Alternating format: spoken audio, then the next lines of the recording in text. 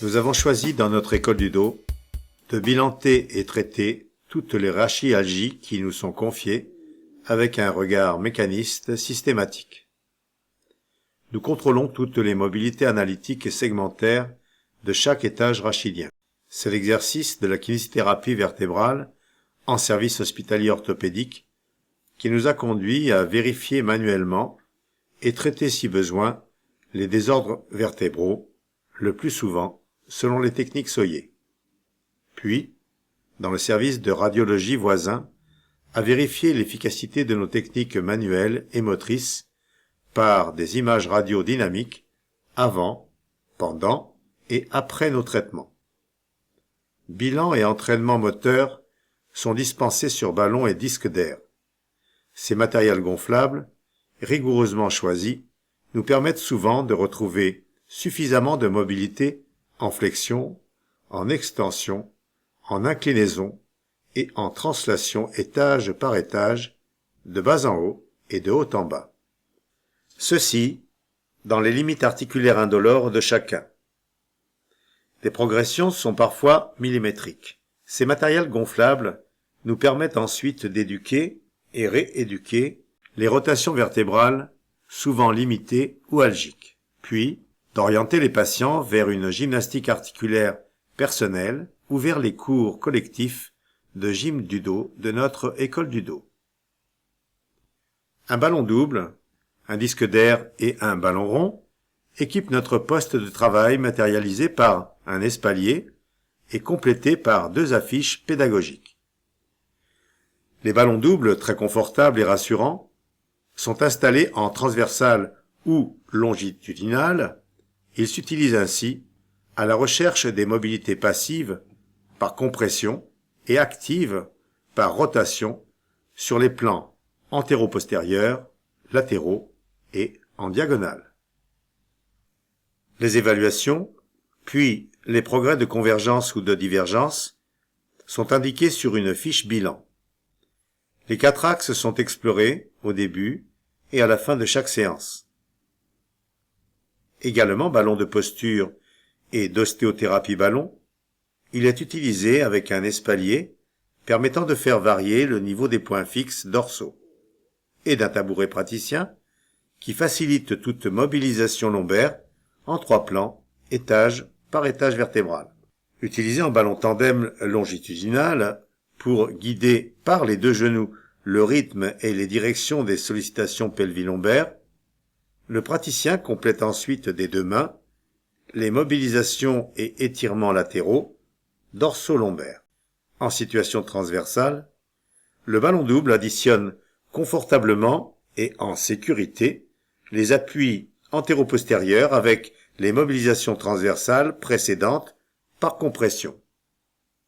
Vertical, ce ballon est idéal pour créer l'extension, passive inclinaison, en position debout ou solliciter la translation dorso-lombaire horizontale et en décharge d'appui.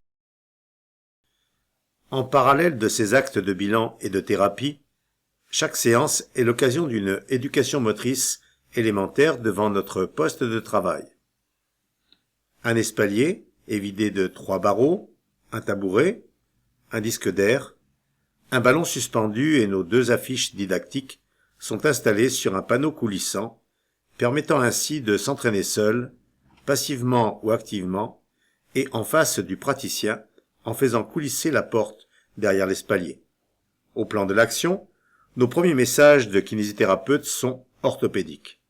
Ceux de la mobilité articulaire dans des langages simples pour tous les publics. Cette première affiche à 4 cadrans différemment colorés simplifie l'étoile My 14 et induit des consignes faciles d'entraînement en passif ou actif qui se feront dans le bleu, l'orangé, le jaune ou le rouge selon le bilan mécanique qui conduit les choix. La fiche d'entraînement moteur, plus thérapeutique, en flexion dans les chiffres impairs et en extension dans les chiffres pairs, oriente précisément les postures ou motricités telles que gymnastique dans le 518 ou dans le 726, par exemple. Au plan théorique, la fiche dessinée précisément à chaque étage vertébral et validée par Raymond Soyer explique la colonne antérieure, porteuse, discale et la colonne postérieure, articulaire. Elle montre le nécessaire équilibre entre syphose et les incontournables lordoses. L'éclairage pédagogique sur les facettes articulaires nous permet d'aborder facilement l'importance des leviers musculaires de cette colonne postérieure, dynamique, celle du kiné qui explique ainsi facilement les désaxations des articulations instables et leurs conséquences discales.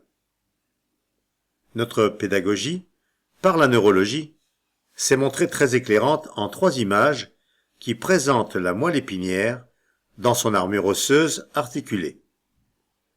Les conséquences neurologiques des instabilités articulaires et tassements discaux, bien représentés sur ce type de support, sont très motivants, et les animations d'images, bien choisies en plusieurs plans de l'espace, sont souvent très éclairantes.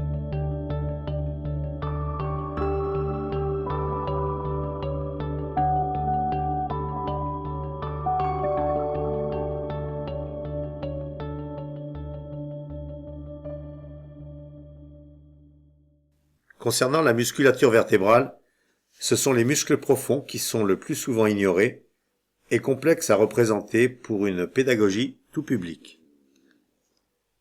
Nous les nommons muscles articulaires, stabilisateurs et responsables de la vigilance vertébrale.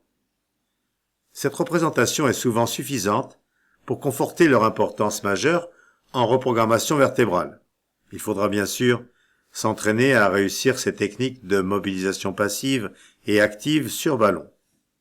Elles deviennent une base de gymnastique articulaire et neuromusculaire, de kiné, thérapeutique et préventive. Notre poste de travail MY14 est conçu pour enseigner ces bases techniques simples et accessibles à tout public. C'est par la fenêtre de ce poste de travail, en miroir, avec nos patients, que nous guidons toutes nos rééducations vertébrales, en particulier pelvis-lombaires. Les autotraitements à pratiquer à la maison ou au bureau se construisent pendant la rééducation. Posture et mobilisation passive sur disque d'air sont éduqués selon les 8 chiffres des 2 affiches étoiles.